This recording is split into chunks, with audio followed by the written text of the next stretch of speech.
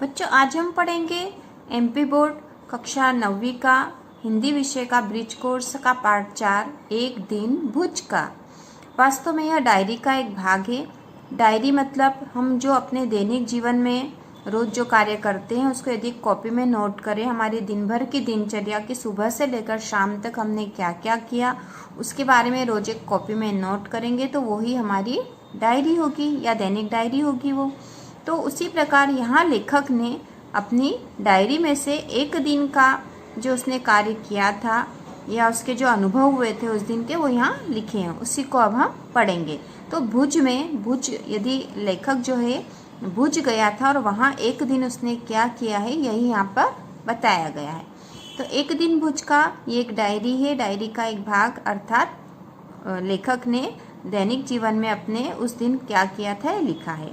7 मार्च 2018। वाह, रेलगाड़ी की यात्रा। आखिरकार बहुत सारी गड़बड़ियों के बाद बैठ ही गया मैं अपने साथियों के साथ। मैं खुद को ही तसल्ली दे रहा हूँ कि बैठ गया तो पहुँच ही जाऊँगा। 22 से 24 घंटे में भुज गुजरात। अब पल के भारी मेरी डायरी, शुभ रात्रि। तो यहाँ पर लेखक कह रहे हैं कि वो रेलगाड़ी की यात्रा कर रहे हैं 7 मार्च 2018 को और बहुत सारी गड़बड़ियाँ हुई और आखिरकार सब गड़बड़ियों के बाद आखिरकार वो रेलगाड़ी में आकर बैठ गए अपने साथियों के पास। और फिर वो खुद को ही तसल्ली दे रहे कि यदि मैं यहाँ बैठ गया हूँ तो ज़रूर ही 22 से 24 घंटे में भुज गुजरात पहुँच ही जाऊँगा।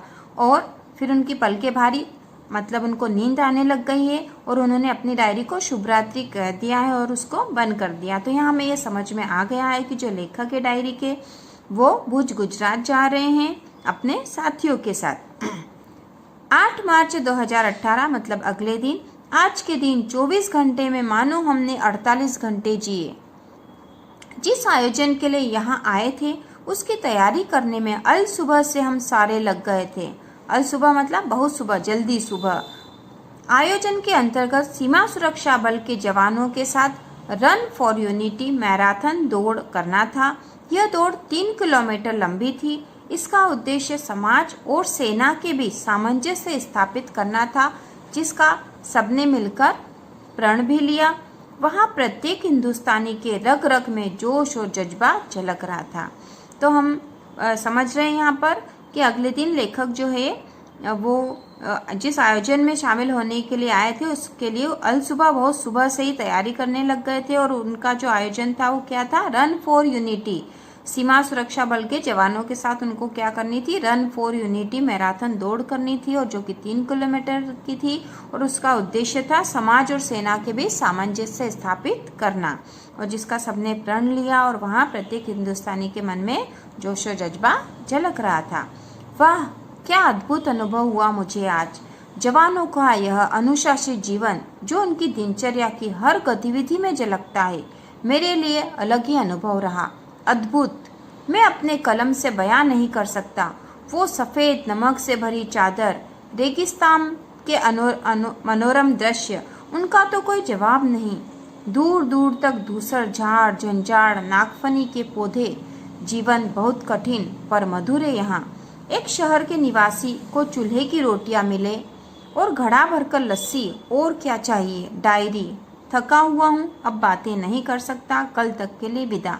तो लेखक फिर अपनी डायरी में लिख रहे हैं और अपनी डायरी को बता रहे हैं कि आज का अनुभव बहुत अद्भुत रहा और उन्होंने जो जवानों का अनुशासित जीवन देखा उससे वो बहुत उनकी तरफ आकर्षित हुए। उनको अलग तरह का अनुभव हुआ जो कि अद्भुत था और जिसे वह अपनी कलम से बयां भी नहीं कर सकते, अर्थात वो वैसा लिख भी नहीं सकते।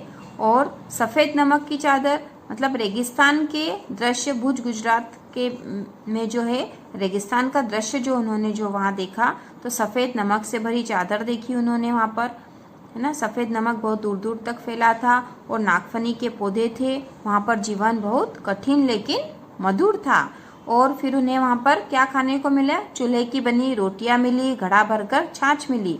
और यदि ऐसा एक शहरवासियों को मिल जाए तो फिर बात ही क्या है। वो बहुत खुश हुए ये सब लेकर खाकर। और फिर वो आखिरी में डायरी में लिख रहे हैं कि अब मैं बहुत थक गया हूँ, अब बातें नहीं कर सकता और कल तक के लिए विदा। अब वो कल की बात फिर अगले दिन तारीख डालकर लिखेंगे। तो डायरी ऐसे लिखी जाती है। तारीख डाली जाती है और फिर आज के दिन जो भी अनुभव हुआ वो उसमें लिखा जाता है। बच्चों, आपको भी डायरी लिखनी चाहिए।